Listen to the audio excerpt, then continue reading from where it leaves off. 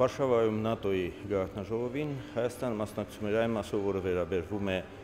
Աֆղանստանին, ավելի կոնկրետ Աֆղանստանի անվտանգության ուժերի աջակցման առաքելության մասնակցությանը, որ գիտեք արդեն Հայաստանը 7-րդ տարին է, որ մաս է կազմում այդ առաքելության, իսկ 15 թվականից նաև վճռական աջակցության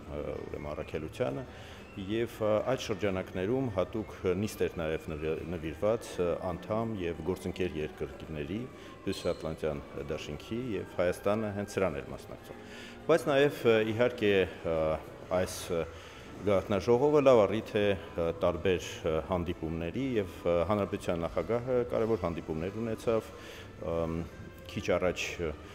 հանդիպում կայացավ Ֆրանսիայի նախագահ Օլանդի հետ, երեկ երեկոյան նաև պետքարտուղար Կերիի հետ, բազմաթիվ այլ հարցերի շարքում, նաև երկկողմ հարաբերությունների իհարկե, նաև քննարկվեցին Լեռնային Ղարաբաղի հիմնախնդրի կարգավորման վերաբերող հարցեր եւ առաջի հերթին դա վերաբերվում էր այն պայմանավորվածություններին, որոնք ձեռք են բերվել Վիեննայում եւ վերահաստատվել են Սանկտ Պետերբուրգում եւ այդ պայմանավորվածությունները, եթե իրականացվեն, համապատասխան պայմաններ կստեղծվի, ինչպես որ մենք բազմիցս ասել ենք, խաղաղ գործընթացը առաջ մղելու համար եւ գլխավոր ուրեմն թեման հենց սա էր եւ խոսքը գնում է, գիտեք, հետաքննության մեխանիզմի ստեղծման, երանախագահող երկրները ներկայացրել են կոնկրետ առաջարկներ, չնայած Ադրբեջանը ձևացնում է, որ չգիտի ինչի մասին է խոսքը, բայց երանախագահող երկրները բավական մանրամասն առաջարկներ են ներկայացրել եւ Հայաստանը արձագանքել է եւ տվել է իր ընդհանուր առմամբ դրական կարծիքը այս մեխանիզմի ստեղծման, սա առաջի անգամ չէ, գիտեք, որ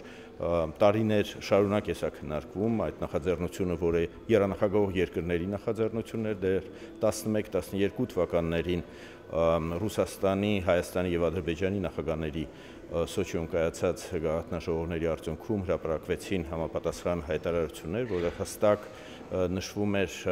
այս մեխանիզմի ստեղծման անհրաժեշտության մասին, բայց ամեն անգամ Ադրբեջանը հետ քայլ էր կատարում։ Այս անգամ եւս եւ Վիեննայից եւ Սանկտ Պետերբուրգից հետո Ադրբեջանը փորձեր է կատարում հետ կանգնել այս պայմանավորվածությունից, ձևացնելով, որ այդպիսի պայմանավորվածություն ընդհանրապես ձեռք չի բերվել, չնայած երանախագահող երկրները անհայտարարության մեջ, որը հրապարակվեց Վիեննայի գաղտնաժողովի արդյունքում, հստակ ասում էին, որ նախագահները պայմանավորվել են այսպիսի մեխանիզմի ստեղծման մասին։ Երկրորդ դա նա է, որը վերաբերվում է ԻԱԿ գործող նախագահի անձնական ներկայացուցիչի ուրեմն հնարավորությունների, թիմի հնարավորությունների եւ քանակի ընդլայնմանը, ավելացմանը, նույն պատմությունն է, չնայած Վիեննայից եւ Սանկտ Պետերբուրգից բավական ժամանակ է անցել, բայց Ադրբեջանը ամեն ձևով խոչընդոտում է այս նաև պայմանավորվածության իրագործմանը։ Սրան էին վերաբերվում գլխավոր ուրեմն քննարկումները, նաև սրա մասին էինք խոսում երանախագահների հետ, որովհետև ես երեք նաև հանդիպում ունեցա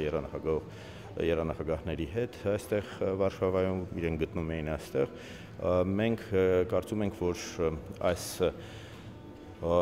պայմանավորվածությունների շուրջ մենք շարունակելու ենք քննարկումները,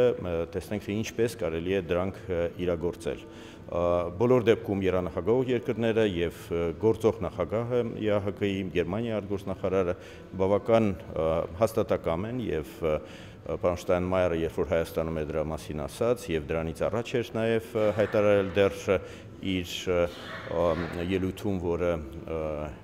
Շտայնմայերը, որով ելույթ էր ունեցել նախագահությունը ստանձնելու պահին, հունվար ամսին դեռ ինքը աջակցեց այս մեխանիզմի ստեղծմանը եւ հիմա էլ հաստատակամ են, որ պայմանավորվածությունները պետք է հարգվեն եւ պետք է կատարվեն։ Չի կարող ամեն հանդիպումից հանդիպում ինչ-որ բանի մասին պայմանավորվենք եւ կողմերից մեկը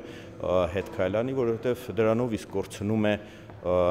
վստահությունը, որ կարելի է այդ երկրի հետ ընդհանրապես բանակցել եւ ինչ-որ բանի մասին պայմանավորել։ Իսկ ՆԱՏՕ-ի գաղտնաժողովը, գիտեք, չի զբաղվում ընդհանրապես ՆԱՏՕ-ն Լեռնային Ղարաբաղի հիմնախնդրի կարգավորման, դրա մասին բազմիցս ՆԱՏՕ-ի բարձրաստիճան ներկայացուցիչներ ասել են դրա մասին եւ այն ձևակերպումները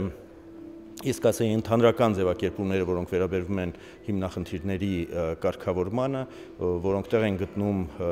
այս գաղտնաժողովների հայտարարությունների հռչակագրերի մեջ, Ադրբեջանը նորից փորձեր է կատարում դա որպես հիմք կամ պատճառ կամ ձևացնել, որ դա աջակցություն է իր մոտեցումներին, իհարկե այդպես չէ, փորձում է դրանով իսկ հիմնավորել իր ռազմատենչ հայտարարությունները, գործողությունները, որոնք հակադրվում են միջազգային հանրության մոտեցմանը Լեռնային Ղարաբաղի հիմնախնդրի բացառապես խաղաղ կարգավորմանը։ Գիտեք, որ Միացյալ Նահանգները, Ֆրանսիան երկու եռանախագահող երկրներ մաս են կազմում հյուսիսային Ատլանտյան ուրեմն դաշնակցի եւ իհարկե հստակ Ռուսաստանի հետ համատեղ 5 հայտարարություններում, որոնք վերաբերվում են Լեռնային Ղարաբաղի հիմնախնդրի կարգավորմանը, հստակ արտահայտվել են այն սկզբունքների, այն նաև տարրերի վերաբերյալ, որոնք հիմք պետք է հանդիսանան հիմնախնդրի կարգավորմանը։ Եվ հենց այս